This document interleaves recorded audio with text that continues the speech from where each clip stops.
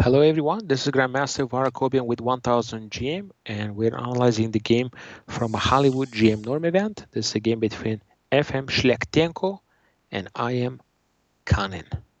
Let's take a look, guys. D4, knight f6, c4 e6, knight c3, and here we don't see the names of Indian defense. It's interesting. Almost always when you see this move order, you see black playing the move bishop before, but here is not. Here we see the d5, queen's gambit decline, takes. Bishop b4.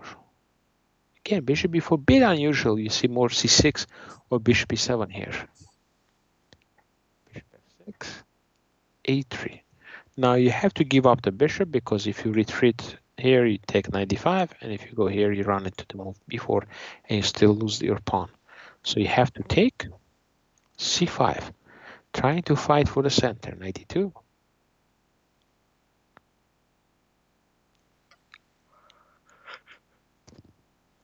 All normal. Bishop f3, knight e7. So we reach this position. From the first glance, it looks maybe a little bit better for white. Now activating, attacking on d5 and b3, and now we have queen b6.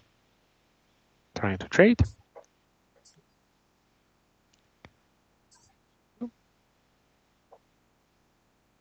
And b3, trying to lock the position up. e4, trying to break it. The problem here is d5 pawn is actually pretty weak. Once you play e4, you actually let him get rid of this weakness. So I like the move h4. Try to get some space on this side of the board. Okay, 7. Now knight is looks like coming to d6. And now we have to deal with the a3 weakness.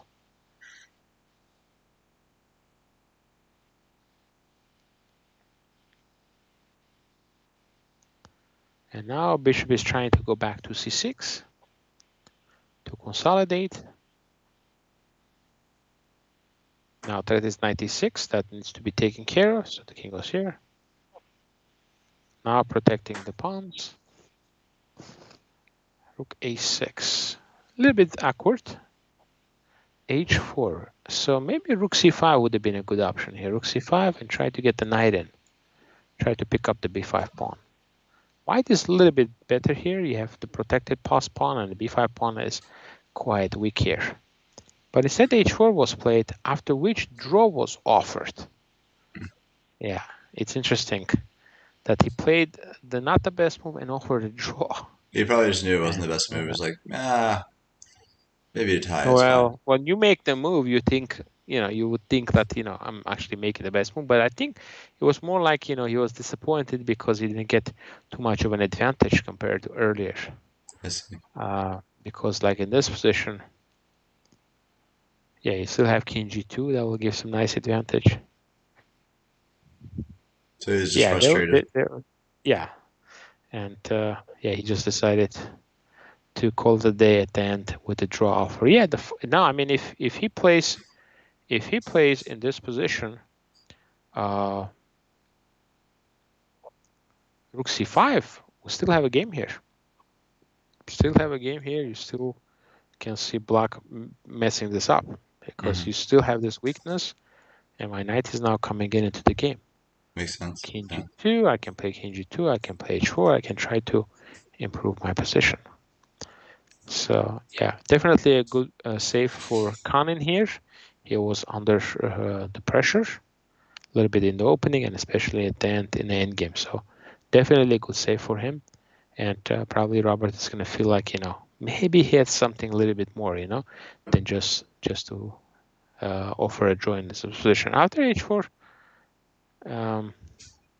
before takes, it's still white is a little bit better here. Yeah, but after h4, he just offered a draw, which his opponent, of course, accepted it because, your best you can do is to play before and then after take, C pawn going to be stopped and D pawn.